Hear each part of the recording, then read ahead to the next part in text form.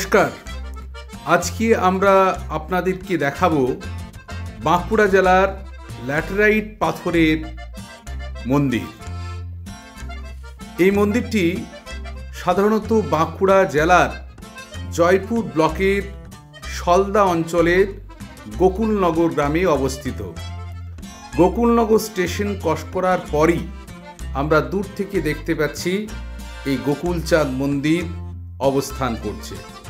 আমরা একেবারে ফটকের কাছে এসে উপস্থিত। মূল ফটক দিয়ে মন্দিরের ভেতরে প্রবেশ করার পূর্বেই মন্দিরের দেয়ালে এত সুন্দর করে খোদাই করা পাথরের কাজ আপনারা মন্দিরের বিভিন্ন স্পার্শে লক্ষ্য করতে পারবেন। এই মন্দিরটি সপ্তদশ থেকে অষ্টাদশ শতাব্দীতে মল্ল রাজাদের দ্বারা নির্মিত সর্ববৃহৎ তথা বাঁকুড়া জেলার সর্ববৃহৎ ল্যাটেরাইট পাথর নির্মিত মন্দির।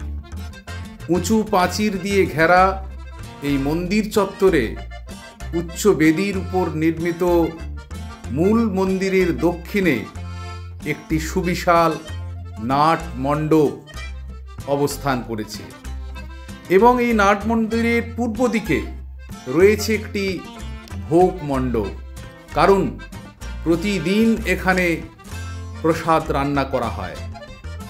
মন্দিরের গর্ভগৃহের চারিদিকে রয়েছে ত্রিরেখনযুক্ত বারান্দা। পূর্ব দিকের মূল ফটকটি সরাসরি ভোগ মণ্ডপের সঙ্গে যুক্ত। প্রবেশপথে পত্রাকৃতি ত্রিলেখনের দেখা মেলে, যা কতকগুলি ভারী ও সুগঠিত স্তম্ভের উপর অবস্থান করেছে। স্তম্ভগুলিকে অনুভূমিকভাবে তিনটি অংশে ভাগ করা যায়: উপর নিচে পঞ্চরথ এবং মাঝের অংশটি অষ্টকৌণিক। অনুভূমিক শিরাযুক্ত শিখরটি ধাপে ধাপে ক্রমশ সরু হয়ে উপরের দিকে উঠেছে। আপনাদের পুরো অংশটিকে একেবারে দেখানোর আমরা চেষ্টা করেছি ড্রোন ভিউর মাধ্যমে। দূরে গ্রামের বিভিন্ন প্রান্তের অংশ, তার পাশাপাশি কৃষি জমি, তা একটা সুন্দর পরিবেশ এই মন্দির প্রাঙ্গণকে প্রাণবন্ত করে তুলছে। অনুভূমিকভাবে শিখরযুক্ত ধাপে ধাপে ক্রমশ সরু হয়ে উপরের দিকে উঠে রয়েছে। শীর্ষস্থলে রয়েছে অমূলক ও কলস।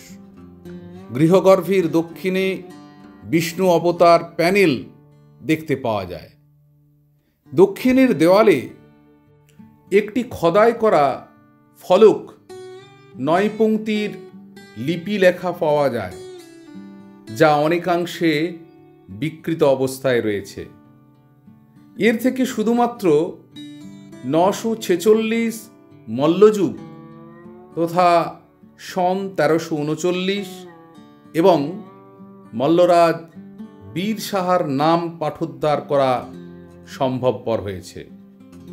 এই মন্দিরটি সম্ভবত বীর হাম্বিরের পুত্র মল্লরাজ প্রথম রঘুনাথ সিংয়ের আমলে 1639 খ্রিস্টাব্দে নির্মিত হয়েছিল। স্বাভাবিকভাবেই আমি আপনাদের খুব কাছ থেকে দেখানোর চেষ্টা করছি পাথরের খোদাই করা বিভিন্ন দেবদেবীর মূর্তি এই মন্দিরের দক্ষিণ দেওয়ালে একেবারে সুন্দরভাবে আজও বিরাজমান অবস্থায় রয়েছে। দেখুন, একের পর এক 10 অবতারের যে মূর্তি, কখনো নৃসিংহ অবতার, কখনো বরাহ অবতার এবং বিভিন্ন ধরনের মূর্তিগুলি সবই পাথরের খোদাই করে কিন্তু তৈরি করা হয়েছে। স্বাভাবিকভাবেই এই মন্দিরের পরিবেশ অত্যন্ত মনোরম। রাধাকৃষ্ণের মন্দির হিসাবে এই গোকুলচাঁদ মন্দির বিরাজমান অবস্থায় রয়েছে। প্রতি বছর দোল পূর্ণিমার সময় আসল যে রাধাকৃষ্ণের বিগ্রহ, সেই বিগ্রহ বিষ্ণুপুর থেকে এখানে আসেন। 5 দিন ধরে জোল উৎসব চলে এই গোকুলচাঁদ মন্দিরকে কেন্দ্র করে। আমি আবার আপনাদেরকে দেখানোর চেষ্টা করছি যে মন্দিরের গায়ে যে একেবারে সুন্দরভাবে খচিত অবস্থায় রয়েছে পাথরের কারুকার্য, যা পর্যটক নয়, ইতিহাসকে আজও সাক্ষী বহন করে চলেছে এই বাঁকুড়া জেলার জয়পুর ব্লকের সলদা অঞ্চলের গোকুলনগর গ্রাম। এই ছোট প্রান্তিক গ্রামকে কেন্দ্র করে বিষ্ণুপুর তারকেশ্বর রেল লাইনের গোকুলনগর স্টেশন তৈরি হয়েছে। গোকুলনগর স্টেশন থেকে মাত্র 500 মিটার দূরেই অবস্থান করছে এই গোকুলচাঁদ মন্দিরটি। তাই জয়পুরকে ভালোবেসে, গোকুলনগর গ্রামকে ভালোবেসে আসুন গোকুলচাঁদ মন্দির দর্শন করতে।